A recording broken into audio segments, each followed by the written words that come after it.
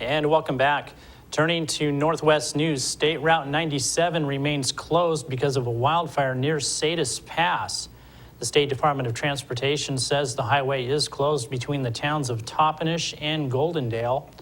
That's because flames and smoke are making driving conditions out there hazardous. The fire is within the Yakima Indian Reservation. If you thought it was bad when you waited for a bee to leave a room before you entered, be thankful you didn't book this flight. It was a very unusual delay for the passengers on a U.S. Airways Express flight from Charlotte, North Carolina to Indianapolis. A swarm of bees kept the plane stuck at the gate for about 2 hours on Wednesday afternoon.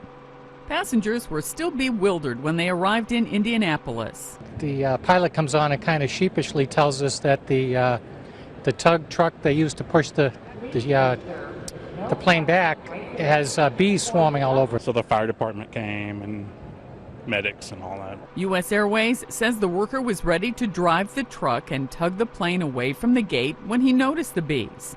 He couldn't drive the vehicle because he was afraid of being stung. Looking out the window, there was just a million bugs. I don't know how to describe it. A beekeeper was brought in to handle the buggy situation. At some point they called in a beekeeper, and when he finally arrived it got cleared up right away, but that was like 2 hours. The plane had 79 passengers and 4 crew members. None of the bees got into the cabin and no injuries were reported. Sandy Kozel, The Associated Press. Boy, I don't blame him for waiting. An officer smashed a car window to rescue a 3-month-old boy who had been left inside a hot vehicle parked in the East Seattle suburb of Issaquah. Sheriff spokesman Sergeant Cindy West says the child's father was arrested when he returned to the car yesterday. He reportedly said the child had been in the car for about 20 minutes. West says the 31-year-old Issaquah man was booked into King County Jail for investigation of second-degree child endangerment. Como TV reports that the father had been shopping at a grocery store. Passers-by noticed the child in the locked car with the windows rolled up and called 911.